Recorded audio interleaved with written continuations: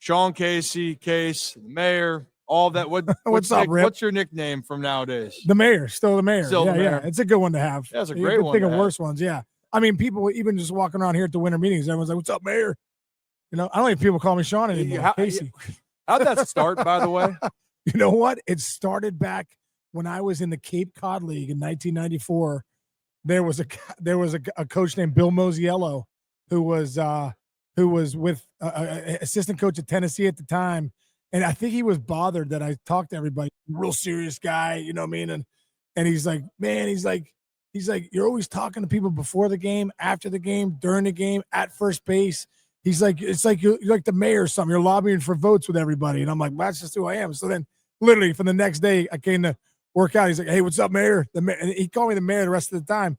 And it kind of, I think there was a couple guys he was with at Tennessee, and it somehow trickled into pro ball. And next thing you know, I in 1999, I remember getting a hit on a highlight, and I remember Stuart Scott. No, it was Carl Ravitch on Baseball Tonight was like, man, this Sean Casey doubles in the gap, and this guy, they call him the mayor. And I remember that was the first time nationally I'd heard it. I go, wow, this shit's, sorry, this you can say shit. Yeah, it's all good. Yeah, I said, this is starting to catch on. This is starting to catch on. So, yeah, so it was incredible. So it started in the Cape Cod League in 94. First time I ever heard it on national television is when Carl Ravitch said something in 99. You know what I mean? Yeah. Well, that's the nicknames we actually talked about. The only great nicknames out. The mayor's up there. Back in the day, if we're looking at Griffey the Kid, Iron Man was okay. Oh yeah. Depends on who you ask. Yeah. But now it's only. You probably heard enough of that. You're like, no more Iron Man. Yeah, heard a little bit on that. Yeah. It's the Tad. The best one right now, and it's like the only one I think of, is this Big Dumper with Colorado, and that's electric. That's elite. Yeah. The old days, the style of which you played and how you played, I've always admired the energy. You're an energy guy. Yeah, I'm an energy guy. I'm a big energy guy, man. I believe what bringing good energy to people in life has always been a big thing for me. And I feel like it's better than I've been around guys that bring bad energy. And, if I come into a room, I want the room to be better, Oh, yeah. I get it. Well, why don't we start with this before we get into a little baseball talk? Yeah. It is still baseball related. Minor leagues. Yeah. You know what? They got it good now. They got it the best it's ever been. But back in the day, you know what I'm talking about. I retired in 2022. Yeah. So before that, I still had my experiences. Yeah, right. But you were in I'd say the peak time in the minors. You got a minor league story? Well, dude, I tell you the truth. I'm going to relate this to my son. My son just got drafted by the Toronto Blue Jays, and he's down there in Dunedin in the Florida State League, A-ball. And, he's like, I'm like, well, how's it going down there? He's like, how's it going? We got a chef. We get I come in at 8:30. We get breakfast. I get 3 eggs over medium, side of bacon, sausage, and then maybe some potatoes if I want with a protein shake. And then I go out. And I'm like, so then he's like, and then for lunch we come in and we got steak, salmon or chicken, and a whole salad bar, vegetable of the day, and then for dinner we got. I'm like, are you kidding me, dude? I'm like, in 1995, when I got drafted, true story. 1995, all I could think about, this guy's an A-ball. He's like, oh my gosh, he's got a chef. He's going to go, this is incredible. 1995, when I was an A-ball, I remember going to our trainer, Nick Paparesta, who was basically the trainer, the laundry guy, the chef. He was everything. All in one. All in one. And I remember saying to him, true story, I go, hey, Nick, is there any chance I get another celery stick with Jiffy peanut butter on it? Because I'm starving today. That was my pregame, postgame meal. Like, a celery stick with peanut butter on it. And maybe could you throw some raisins on it too, which would maybe get me some more energy. Like, these kids now are getting 3 meals a day. Chefs, they're coming off the field. There's a protein shake waiting for all of them. I'm looking for another celery stick with peanut butter. And I remember the next year in Kinston, I asked the clubby, is there any chance I could get some more saltine crackers with this raging hot soup in Kinston, North Carolina? This soup that's 180 degrees and it's 98 degrees. Can I get 3 more saltines? So, you know what I mean? Like, it's a little different now. Times have changed. Well, I mean, I don't know. That's chef's kiss. A little peanut butter and celery. Yeah. We had Tyler Wells was on with us, and we were talking about they got an igloo cooler, and they just made a soup bucket. And then it was like they had the nozzle. Yeah. You could either use the nozzle or you can use a little ladle out of the igloo cooler. I remember one of my first spring trainings before they renovated. But you still, what were years? Because you were kind of 14 was when okay. That's what I'm saying. So was it starting to be really good then? 3 meals a day or almost? No, oh well, yes, no, yes, yes. I mean, hey, nothing. It beats yours. No offense, it does. But I remember one of my first spring trainings. We had the clubhouse, and they just got 2 big piles of eggs before they had all the catering, the kitchens and shit. Right. And the clubby came in and they dropped 2 big pans of eggs. Right. That was it. Hard-boiled eggs. No, hard-boiled. Just scrambled eggs. Oh, okay. Just 2 platters. Put it on the middle of the table. Yeah. That was it. And they had like some sausage for 200 guys. But if you didn't get there early, you didn't get any food. Right. I remember when we played in Frederick in 2019 in Maryland.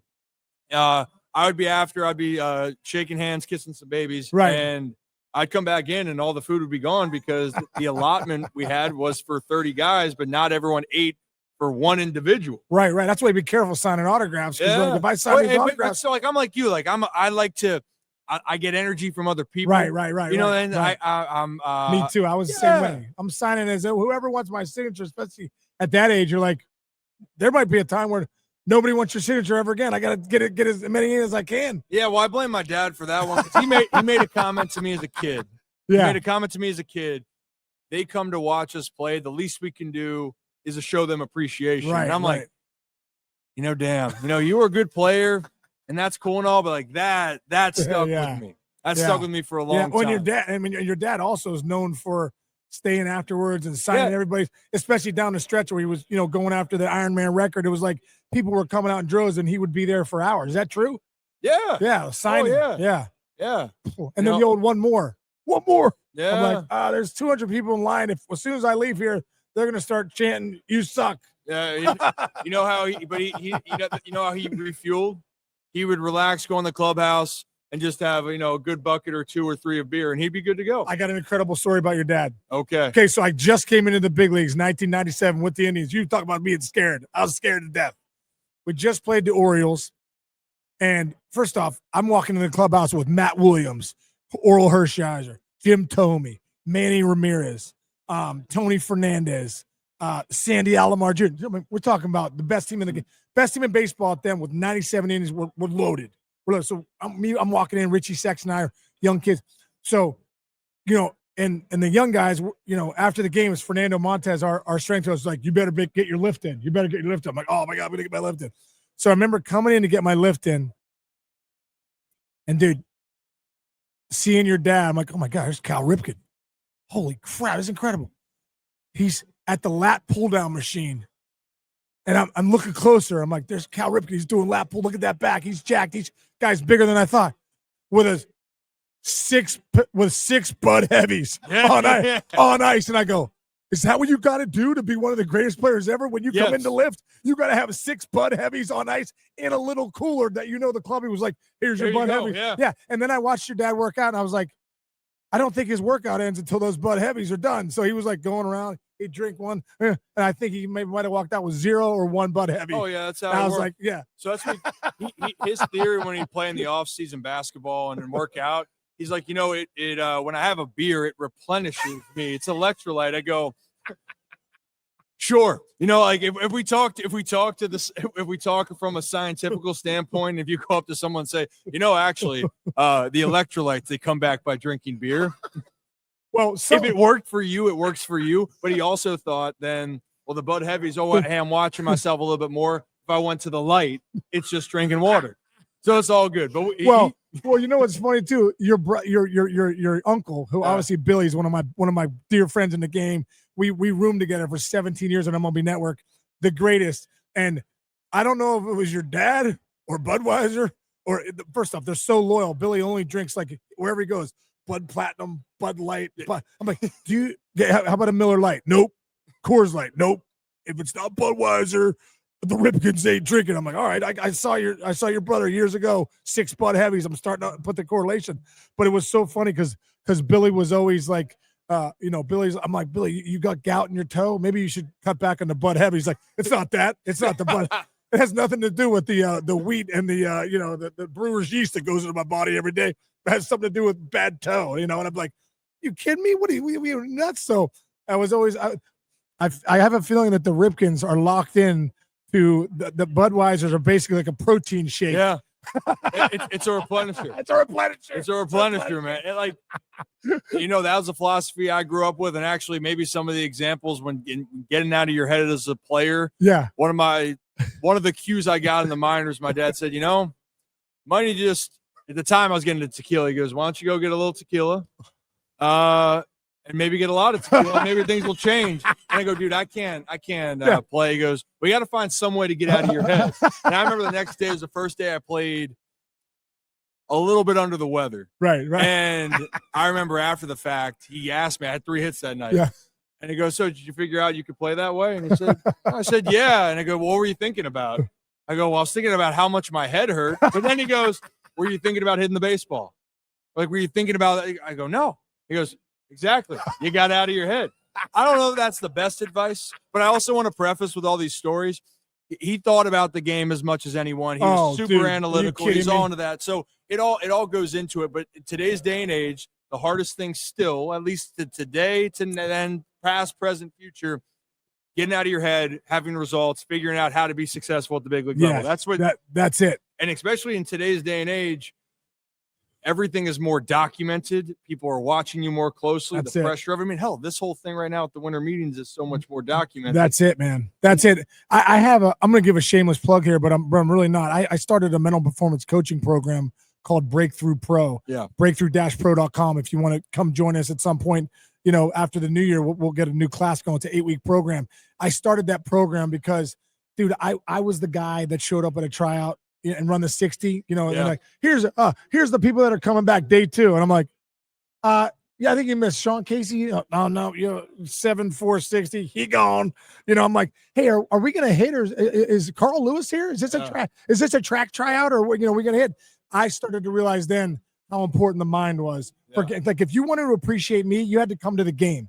Yeah. You had to come to the game because I learned, especially through the Mental Game of Baseball book, how to slow the game down. I learned how to go one pitch at a time. I learned how to go underwater for 6 months and play 162 and continue to show up and through the ups and the downs of the game, understand, no, I got to keep going. Next pitch, kind of that, mentality of like understanding to have elite self-talk, understanding what an opportunity I have to show my gifts off as a baseball player. And it wasn't just about like, oh, you got all these great skills. Yeah, but how do they translate during the game? So, long-winded answer to say understanding how important the mind is in this game. Well, and I think that's also kind of leads to this with the winter meetings. When you're looking at top free agents, the reason why they're getting the top dough, well, one, they're pretty damn good, but two, what you get with them. They post up. Exactly. Right? Exactly. And so with the young players, that's the conversation. The young players, the upside is they could be this.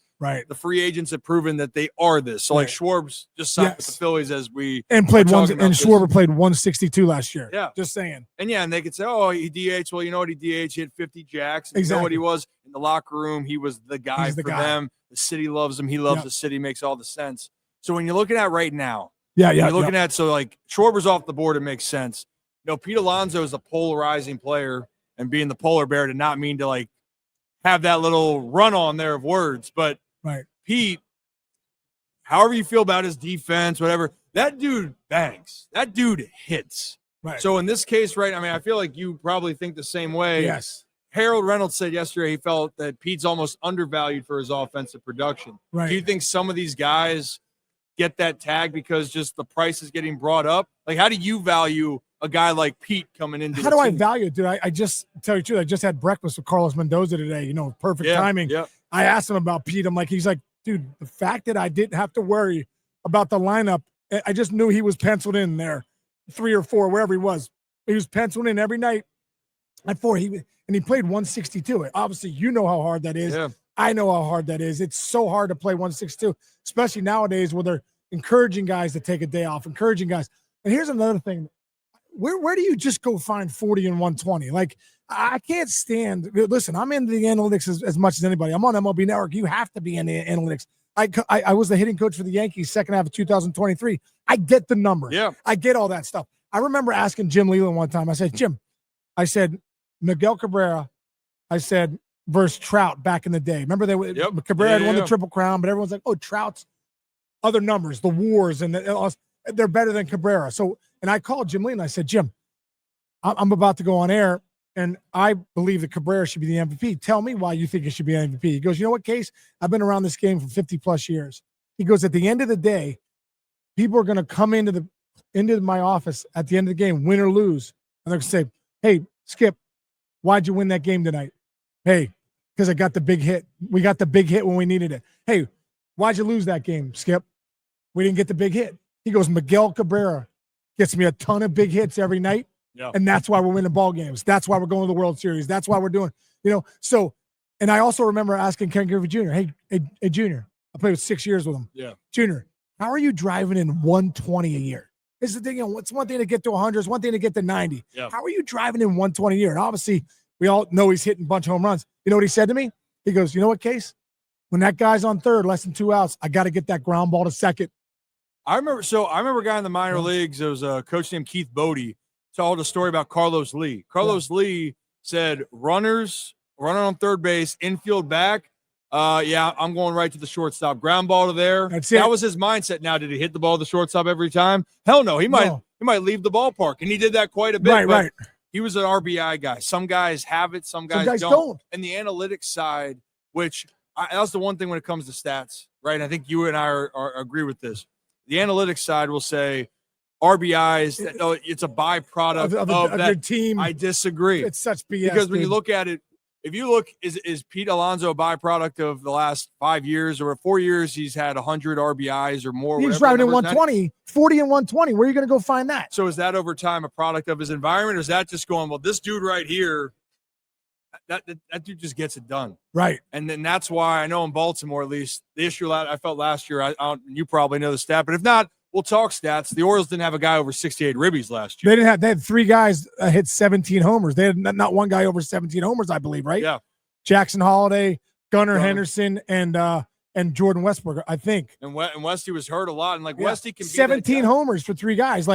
Nowadays that doesn't get it done. All those 3 guys, that's one Aaron Judge combined together. That's one Aaron Judge. Exactly. And so the Yankees can get away. If they have a Judge, you have that. In Baltimore, they're trying to figure out who's going to be that guy. But that's why I look at it, Pete. I know they were in on Schwarber too. Yeah, but that's okay. Can you speak on this for a second? Because this has been a conversation that we've had for a long time. If you love a place, Schwarber loves Philly. Right. And a lot of people get mad with Mike Elias in the front office, and I get it. Someone has to sign in Baltimore for this to go away at some point. But when it comes to a guy like Schwarber, he loves Philly. It's pretty adamant on that.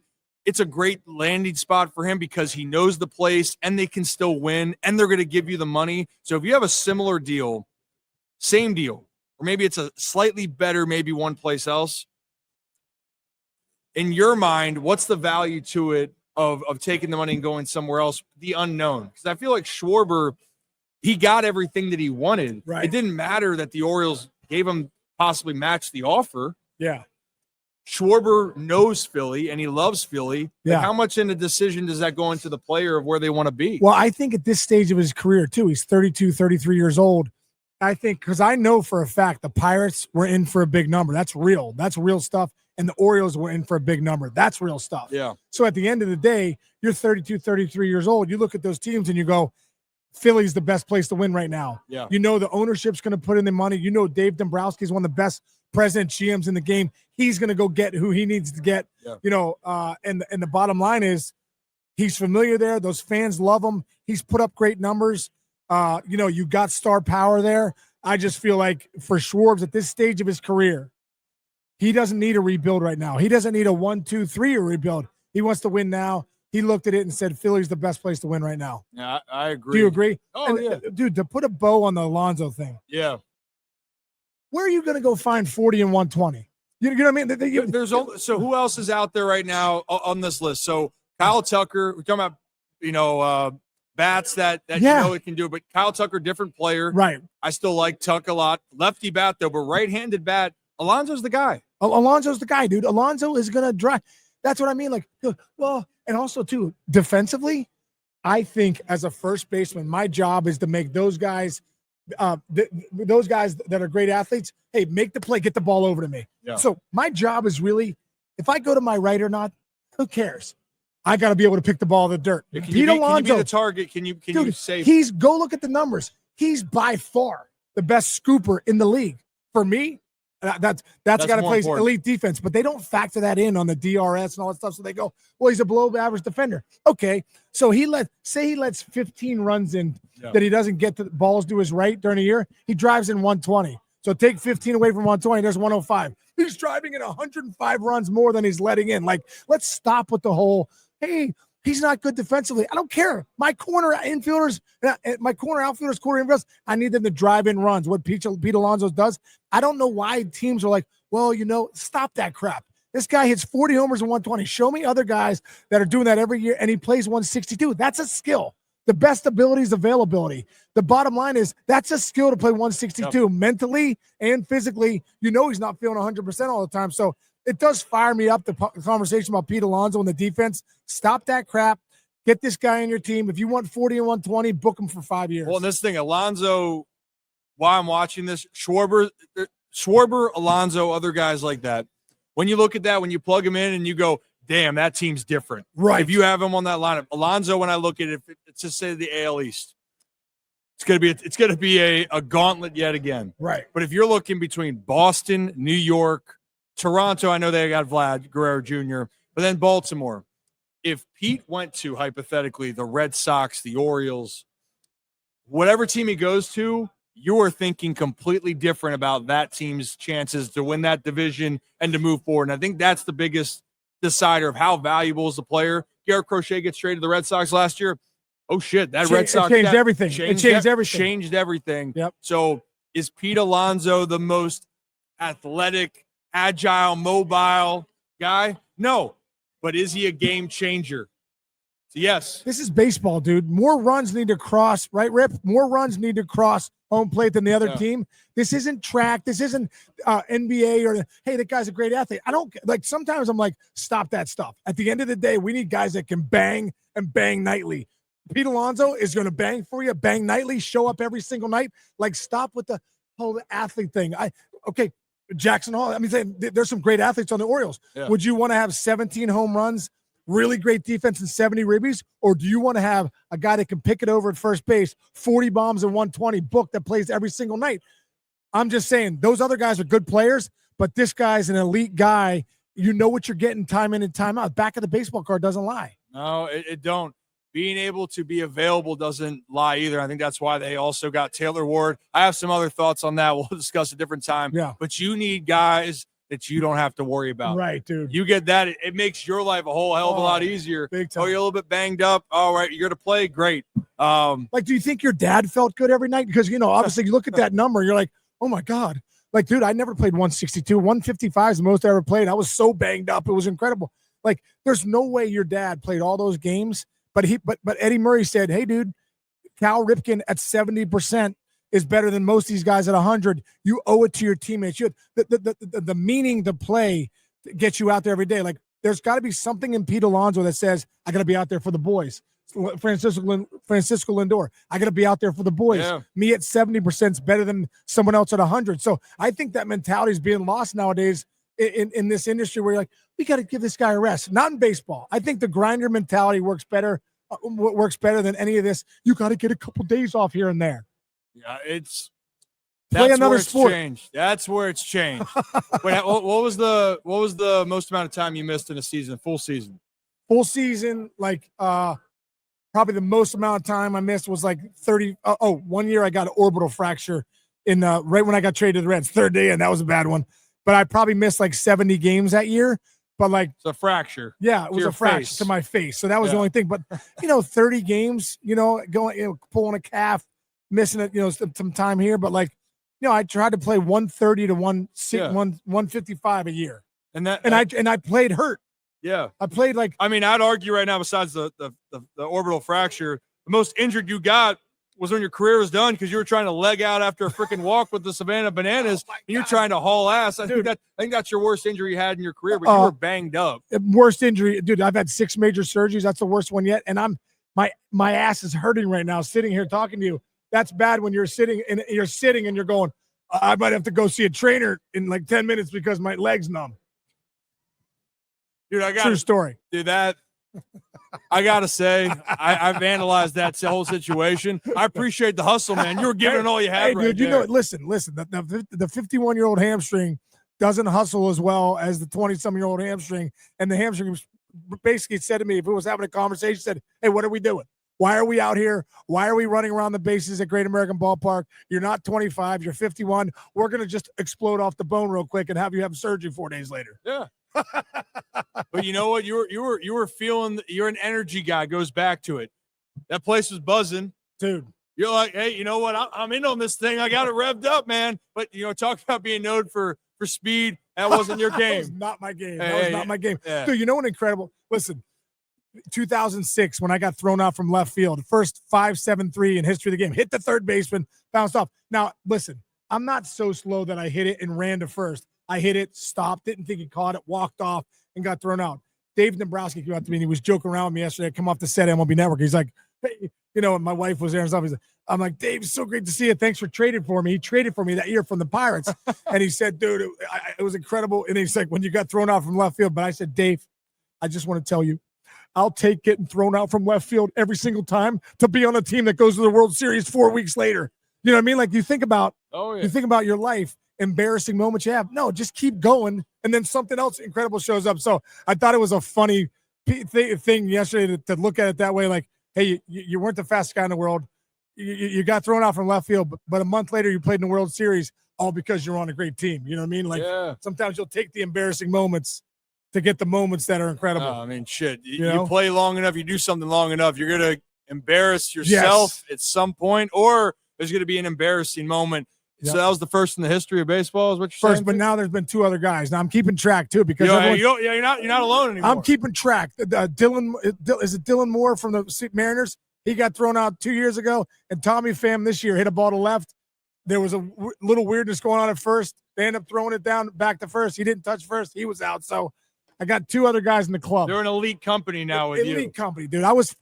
Listen, if you're the first in anything in MLB history, it's a good thing. Yeah, that means you're in the big leagues. Yeah, I think my dad. led. I don't know if he still leads Major League Baseball history, but for a while he was at the top of most double plays grounded into. There you go. There you go. It's not a stat you want, but that means you played a long time, and that means you were a good player because you were actually playing. Yeah. So what I'm hearing is you gotta have energy. Posting up matters. And if you play long enough, then you're gonna mess some shit up. You're gonna be in failures, feedback, failures, information. Yeah. Run on line drives. Never think they're caught. and don't rip the hammy. Stretch it a little bit one time. Exactly, all right, Case. I appreciate you, man. Rip, thanks a lot, dude. Really enjoyed this, brother. You're doing great work and love listening to your stuff and great hanging out with you, man. Yeah, appreciate it. Thank you, brother. Thanks, appreciate you, man. Yeah. I go down.